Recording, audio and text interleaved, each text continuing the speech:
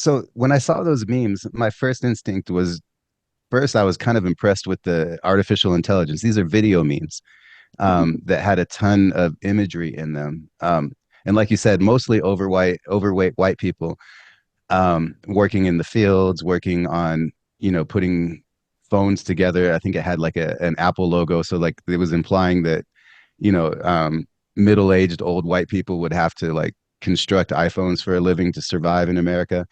Um, and then there was even one scene where it had a bunch of people working in the farms, like picking corn.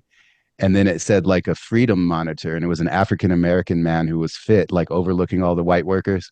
And then it cut to a podcaster. And, it was like your typical teen podcaster with a phone on a gimbal, which is like a device to make it stay steady, like kind of like a selfie stick.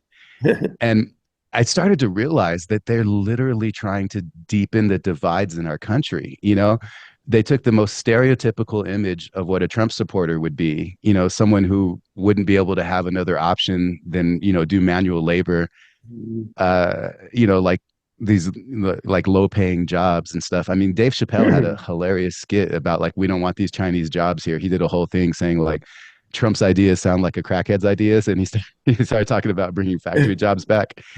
Um, and then, so I kind of realized I was like, these are funny, but what China's really doing is a sophisticated kind of form of psychological warfare. They're like deepening the divides in our country. Because imagine I always try to put myself in the shoes of someone else to kind of understand their perspective.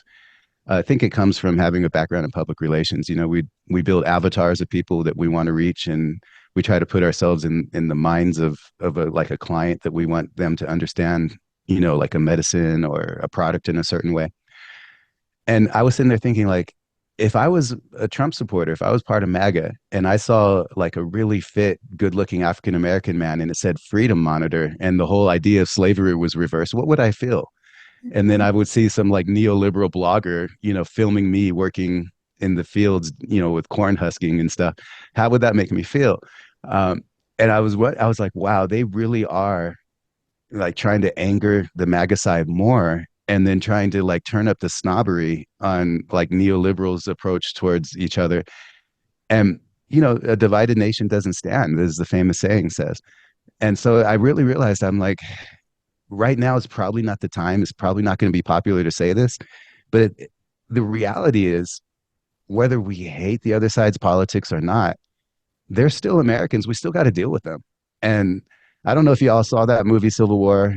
I didn't think it was a very good film. It seemed to me that like not to have a lot of plot, and but at the end of the day, I don't want to see that happen in our country. And there was a famous scene that went viral from it where you had this guy with like orange glasses, and he was in one of the factions, and the people that they had stopped under gunpoint were like, "We're Americans." And the guy goes, "Sure, what kind of American?"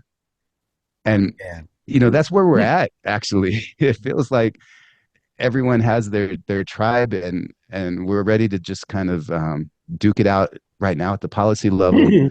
And so it's just scary to me. And I feel like at some point we have to figure how to restore a common meaning to what it means to be American that we can all agree on, at least at some level.